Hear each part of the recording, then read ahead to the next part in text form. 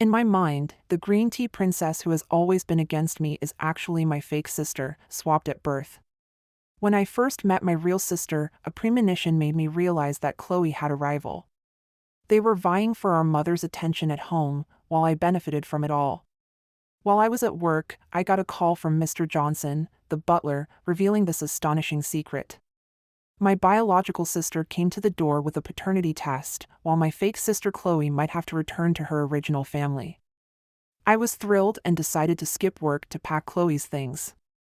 Upon arriving home, I saw Mr. Johnson waiting for me, a glee in his expression. "Miss, you're back!" he said, barely containing his delight. Chloe, the little green tea princess, had always competed for my mother's affection. I remembered once when she skipped class to go to a concert, coming home so late and blaming Mr. Johnson for not picking her up. Despite his explanations, my mother believed her and almost fired him. It was only after I pleaded that he was able to stay. After that, Mr. Johnson harbored resentment towards Chloe. Whenever we argued, he always sided with me. "What's going on inside?" I asked. Mr. Johnson leaned closer, whispering, "You arrived just in time, it's just getting started." I nodded and pushed the door open to find Chloe in tears, looking just like she did after the concert that night. "Mom, since my biological daughter is back, I'll leave and not interrupt your family reunion." Before I could finish, my real sister Mia piped up. "Mom, should I not have come? Is my sister mad at me?" I thought to myself, what a battlefield this was, a clash between the green tea and the pure white lotus. My mother clearly favored the little white lotus at this moment. She held Mia tightly, sobbing. "Mia, my precious daughter, you've suffered all these years. Your adoptive parents are gone, where do you want to go? You're so young, how can you take care of yourself?" Mia replied bravely. "Mom, I'm working my way through school. After classes, I help at the cafeteria washing dishes. I can take care of myself." I saw my mother's heart breaking as she clung to Mia's hand, desperate for her to stay. Meanwhile, Chloe's face turned pale as she watched this unfold. Just as I was about to laugh, I cleared my throat to draw everyone's attention. My mother immediately turned around, beaming, and introduced me to Mia. "Mia, this is your older sister, Olivia. Olivia, this is your biological sister, Mia." I smiled aloofly. "Hi, Mia."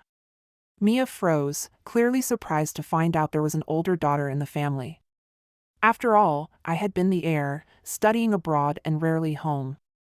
Because of my status, Chloe had always been envious of me, thinking I took what was rightfully hers. Every time I returned home, she would pull some tricks on me. Mia quickly regained herself and smiled innocently at me, eagerly saying, "Hello, sister." If it weren't for our earlier conversation, I might have believed she was just a sweet little flower. I understood her feelings. After 18 years of identity stolen, it was natural for her to want it back, perhaps even to use some schemes to do so. I thought to myself, if I were in her shoes, I might do the same to reclaim what belonged to me. My mother didn't want to part with either of us, eventually deciding both could stay in the house since the family didn't mind another daughter. Mia was given the room next to Chloe's. I felt a pang of satisfaction watching Chloe's discomfort. I had always disliked Chloe. She made me realize that some people are just born bad seeds. I recalled a memory from when she was 6 and I was 12. I had just returned from studying abroad for the holidays and discovered Chloe abusing my kitten, claiming it scratched her first. I glanced at the scratch on her hand, it barely bled, and my kitten was always gentle. After reviewing the security footage, it turned out Chloe had been tormenting the cat, and it only retaliated in self-defense. I was infuriated, but my mother comforted me, saying, "She's still young and doesn't understand." Each time Chloe acted spoiled, she received my mother's affection. She knew that sweet children often get what they want. But I knew, as the heir, I couldn't rely on being coddled. So I studied hard. Eventually, my efforts paid off. By the time I came of age, my father handed the company over to me, while Chloe languished as a rich girl, still buying her way through school. As for Mia, I didn't feel much for her. Apart from our blood relation, we didn't share much. However, using her against Chloe was a clever plan. But it turned out not to be that simple. Just after a meeting, before I could sip my water, I received a call from my mother. "Olivia, it's Mom. Mia got into some trouble at school. Can you go check on her?" I sighed. "Mom, why can't you go yourself?" My mother replied helplessly. "I just flew out to find your dad and couldn't make it back in time." I agreed. All right, I'll see what happened. According to the teacher, it seemed Mia got into an argument with a classmate. I thought to myself, great, another troublemaker in the mix. I hung up and couldn't resist texting my dad, who was on a business trip abroad. "Dad, is it just me, or does our family only produce brainless idiots besides me?" He didn't reply, clearly questioning his genes too. To care for Mia, my mother had transferred her to a prestigious local school, placing her in the same high school as Chloe. Predictably, when I arrived at school, I found Mia drenched, wrapped in a large towel, sitting silently in the office next to the troublemaker, Chloe. The moment Mia saw me, tears streamed down her face as she cried. Sister! I glanced over and said to the teacher, "Hello, I'm their sister, Olivia. What happened?" I didn't want to admit I was the sister of these two fools. The teacher hesitated. Miss Olivia, the situation is that Chloe and Mia had a conflict, and Chloe pushed her into the swimming pool. Did you check the security footage? I asked. The teacher looked shocked. What? There can't be a swimming pool without security cameras. I said impatiently. "Miss Olivia, is this really necessary? So many teachers witnessed it. It was Chloe who pushed her." The teacher seemed troubled. I wasn't covering for Chloe. After years of knowing her, I knew she wouldn't push Mia in front of so many people. They all understood the truth of the situation, they just acted differently based on who was watching. No one expected me to check the footage, and everyone was surprised. Especially Mia, who briefly showed panic on her face, pulling at my sleeve. "Sister, let's just drop it. Chloe didn't mean to push me. I don't want to hold a grudge." I coldly replied. As a member of the family, we need to rely on evidence. Sure enough, the footage showed Chloe provoking Mia by the pool, taunting her while Mia jumped in, creating the illusion that Chloe pushed her. The footage was undeniable proof. I couldn't believe these people didn't think before acting. Mia's face turned pale, her weak facade vanished. Chloe, however, looked smug, saying sarcastically, So the truth comes out? I know you're upset I took your identity, but I'm also a victim. You didn't have to do this to me. If it weren't for my sister defending me, I'd be blamed for this. Mia nervously looked at me. Sister, it's not like that. I didn't mean to. Before she could finish, I slapped Chloe across the face without hesitation. Olivia, how dare you hit me? Chloe covered her face, staring at me in disbelief. Everyone was stunned, and the room fell silent. Is this how we conduct ourselves as a family? Do I need to remind you of that saying about having a mother but no upbringing in front of our mother? My tone was cold, and my gaze sharp, silencing Chloe. Chloe knew she was in the wrong, too scared to speak. I didn't want to hear their explanations, so I directly told the teacher. Please excuse them from school today. I'll take them home for some proper guidance. The teacher quickly agreed. Of course, Miss Olivia. I took both of them out of the school. The atmosphere in the car was tense. Mia shivered under her towel, while Chloe sat silently, her face grim. Suddenly, I felt a pang of sympathy for Mia. After all, everything Chloe had was originally hers, so her grievances were understandable. If I were in her position, I likely would feel the same way. Let's go home and change into some dry clothes. Don't catch a cold.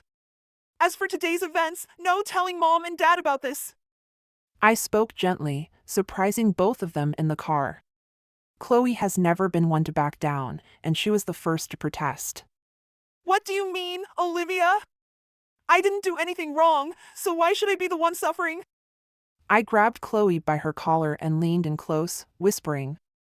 Chloe, based on what you said at the pool, even if it were Mia instead of me, I could easily drown you there. Chloe was still reluctant but fell silent. As I was getting out of the car, Chloe caught my arm and ominously whispered. Sister, this little white lotus is much more adept at winning Mom's affection. Aren't you worried she'll take away the family fortune in the future? I chuckled and patted her shoulder. Talking to someone so dim-witted was simply a waste of time. With their meager abilities, scores of 321 and 305 in practice exams, how could they possibly compete with me? Students who can't even get into college have no business daydreaming. The next few days were anything but peaceful. If it weren't for Dad and Mom worrying about them being home alone, insisting I watch over them, I wouldn't have wanted to stay in that house for a moment. For instance, even during breakfast, they'd snipe at each other. Chloe held her sandwich and casually asked, Mia, who were you on the phone with so late last night? Were you talking to a boy? Are you dating? Mia nervously replied, It was just an old classmate. I'm not dating. Oh, but I heard you call him darling yesterday, little sister. Lying isn't a good habit, and our family doesn't allow early relationships. Chloe taunted. Mia's face went pale, and she shot me a pleading look, whispering, Sister.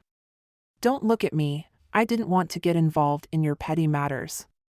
But as a half-grown-up in the family now, I couldn't just stand by. I put my water cup down and spoke calmly.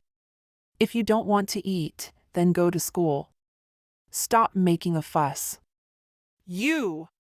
Chloe wanted to say more but was intimidated by my gaze. Ever since Mia came home, Chloe's situation had become quite awkward. Though our parents insisted she was still their second daughter and would love her just the same, everything felt different. Chloe's mentality had subtly shifted. Mia posed a threat far greater than I did. Since Mia was continuously stealing Chloe's spotlight, Chloe's hostility towards her only deepened, becoming increasingly confrontational. Chloe, unhappy, averted her gaze, picking up her bag and hurriedly leaving before Mia finished eating. Reluctantly, I drove Mia to school. This was my first time being alone with this blood relative sister. She sat obediently in the passenger seat, even nervously swallowing. For some reason, I felt like she was really scared of me. Although I usually disliked them, did she really have to be terrified of me like a monster? To break the awkwardness, I asked first. How's your studying going? Are you keeping up? Mia forced a smile. It's okay. I almost forgot her practice exam score was only 321. I kept my mouth shut. Once Mom and Dad are back, let them hire a tutor for you. With those scores, you might not even reach the college entrance threshold. I suggested. Mom and Dad said you've always done well, so can't you teach me? Tutors are pretty expensive. Mia said, her eyes gleaming with hope. I knew she wanted to bond with me. But I was really busy with work, and I didn't have the time. It's all right, the family can afford a tutor. Also, I have a business trip next week, so I won't be available. Mia's eyes dimmed a bit, and she responded with a disappointed, Oh. The car fell silent again. Chloe had always been confrontational with me, bringing me nothing but childhood misery and no warmth, which made me particularly indifferent to feelings and family bonds. And Mia's hostility was always directed at Chloe, who had robbed her of her identity. It was always Chloe who initiated the conflict, and Mia only retaliated. The term, Little White Lotus, was merely a summary of the undercurrents flowing between her and Chloe. Looking back, if the identities hadn't been swapped and Mia were my sister instead, it might have been much better than having Chloe. While their grades and wits were similar, at least Mia didn't have as many ulterior motives. After driving to the school, just before Mia got out of the car, I unexpectedly said something encouraging. Chloe is spoiled by Mom. If you feel wronged, remember to tell me or Mom and Dad. Don't bear it alone and turn into someone as cold as I am. This is your family too. Mia was taken aback. she probably didn't expect me to say that. The obedient girl facade she maintained crumbled, her eyes reddening, but it was different from when she first came to the G family. She brightened with a sweet smile. Okay. Goodbye, sister. Watching Mia walk into school, I felt relieved to leave. Sometimes, blood relations are truly remarkable. Normally, I wouldn't have spoken like this to family, but today I ended up saying so much. It felt like a breakthrough. Mia began to approach me more recklessly. While I worked in my study, she would bring me tea and snacks. When I had some free time, she would share the latest shows with me. Though I always scolded her to watch less TV and focus on studying for the college entrance exams, I found it hard to resist her subtle care. That was until the day our parents came back.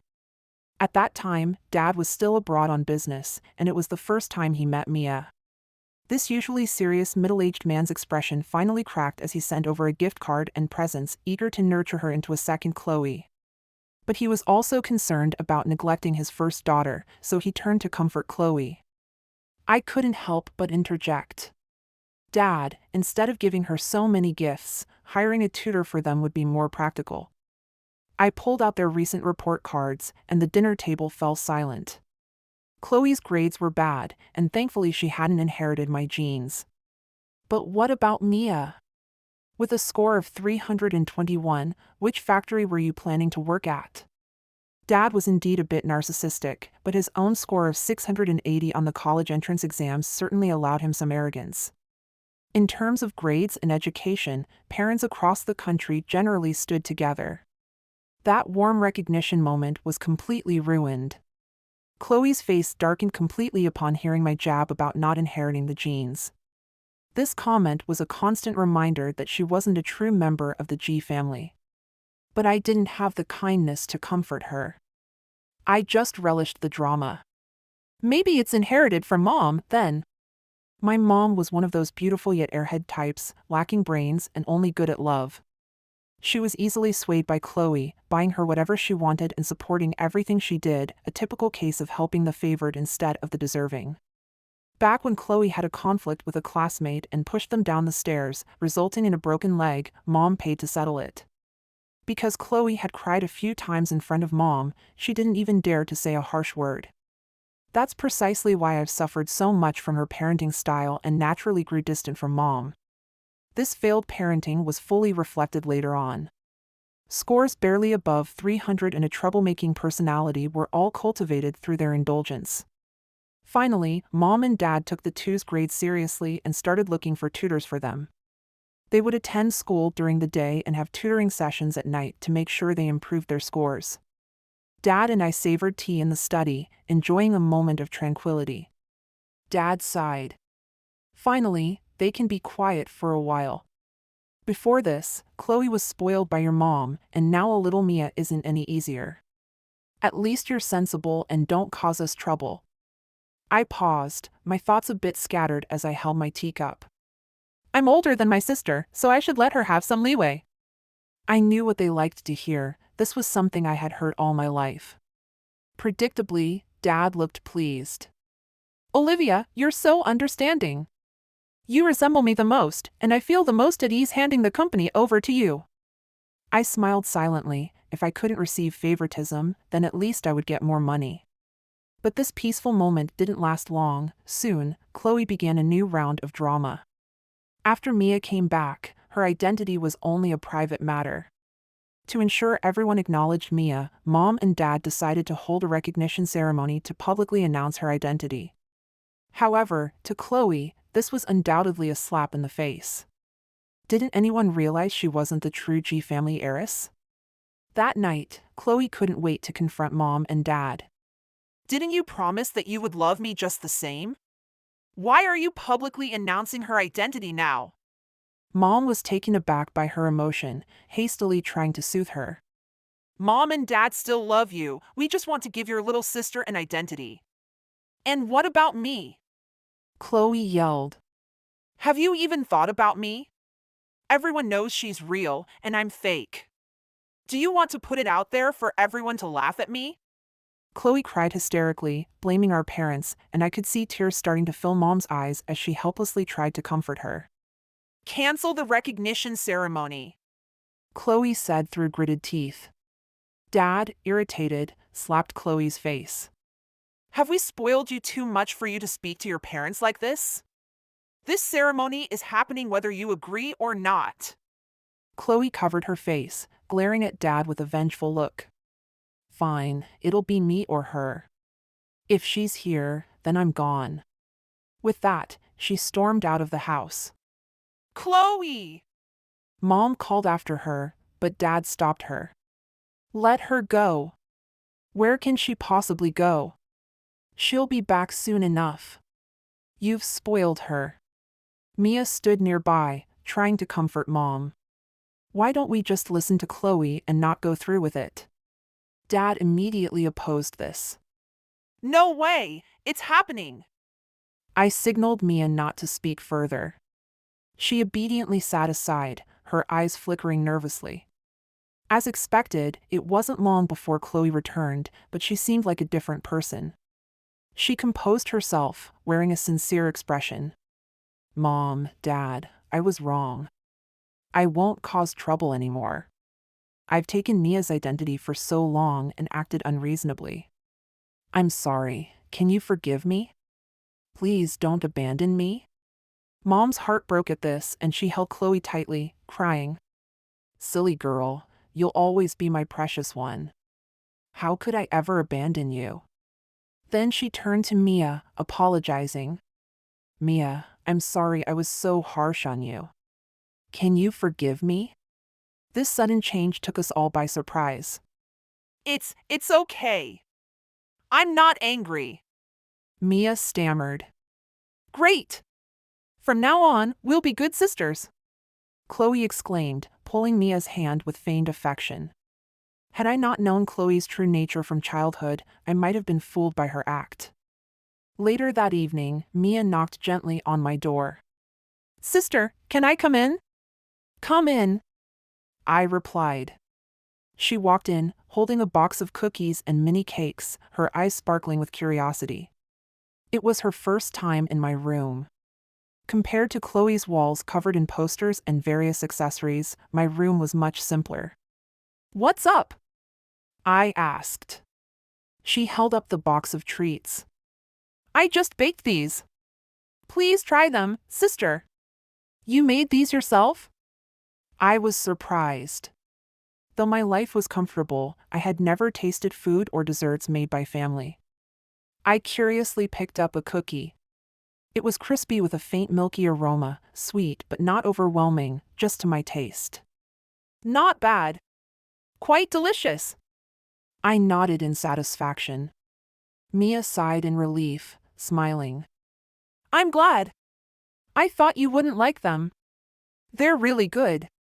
At this level, you could open a bakery. I joked. Sister, how did you know I wanted to open a dessert shop? Mia's eyes sparkled with excitement. You want to open a dessert shop? I asked. Yeah. It's always been my dream. My grades aren't good, so I can't do anything great, she said, her eyes filled with hope. This was the first time I heard her talk about her dreams, and my interest in her life grew. I cautiously asked. Were your adoptive parents good to you? Mia's thoughts seemed to drift far away, and she hesitated to respond. Sister, if I say they weren't good, would you think I'm just trying to gain sympathy? She suddenly asked. Am I that terrible? I laughed lightly. Her face turned bright red as she hurriedly explained. No, you're really nice. It's just that at first, you seemed so cold, so I was a bit scared. Just as I was about to say something comforting, she quickly added. I thought you'd be like Chloe and not like me, but now it's different. I really like you. I was taken aback. After years in the business world, capable of discerning sincerity, I suddenly felt a warmth I hadn't felt in a long time. Did they ever hurt you? I asked with concern. Mia nodded. I've known for a long time that I wasn't their biological daughter. They were always looking for my real parents, thinking I took their daughter's place, so they would hit me sometimes. Sister, I don't want to take anyone's place. I just want to find Mom and Dad and you, she said, her voice choking with tears. Seeing her break down for the first time left me feeling helpless, and a protective instinct surged within me. I didn't realize how close I came to losing her forever. Chloe remained calm at home until the day of the recognition ceremony. The event was held at our family hotel, attended by business partners, friends, and their classmates. To avoid favoritism, Mom and Dad bought identical high-end dresses for both Chloe and Mia. As the ceremony approached, Mom and Dad took us to the venue. Can I sit in the same car with you? Let Mia and me sit together, Chloe asked eagerly. Since she had been behaving well lately, Mom and Dad agreed. As we got into the car, Chloe gave me a knowing look, as if plotting something. I usually suffered from severe motion sickness and preferred to drive myself, so I turned down the driver and took Mia with me. However, I soon sensed something was wrong. 5 minutes later, the brakes failed. I gripped the steering wheel tightly, reminding myself to remain calm as I tried to steer toward a safer area with fewer people. Mia noticed something was off. Sister, what's happening? Where are we going? Taking a deep breath, I felt the car speed up, and Chloe's earlier sinister look flashed in my mind, causing a sense of unease. Could it really be her? As the car took sharp turns, Mia was thrown around, fear evident on her face. Olivia, what's happening? Why did the brakes fail? She asked in panic. The brakes have failed. Hold on tight and stay steady. Trust me. I gritted my teeth, desperately dodging every turn, racing against death. Ultimately, the car lost control and crashed hard against the barrier. The airbags deployed, but due to the inertia, Mia was knocked unconscious, no matter how much I shouted her name. At that moment, half the car hung in the air, and any slight movement could send us plummeting. Desperate, I fumbled for my phone and dialed 911 for help. If I tilted my head, I could see blood streaming from a wound on Mia's forehead. I called her name over and over, but she remained silent. The police and an ambulance arrived quickly, and we were rescued. However, due to the violent impact, a long shard of glass had pierced Mia's abdomen. On the way to the hospital, she fell into shock. The investigation by the police revealed that the dashcam had captured Chloe deliberately tampering with the brakes. I held my phone anxiously while waiting for news in the emergency room. When Mom and Dad arrived at the hospital with Chloe, they had no idea that the good daughter before them was capable of such cruelty. The moment I saw her, my fury erupted. I walked up and slapped her across the face and then kicked her to the ground. Just as I was preparing to strike again, Dad and Mom stopped me. Olivia, stop! What happened?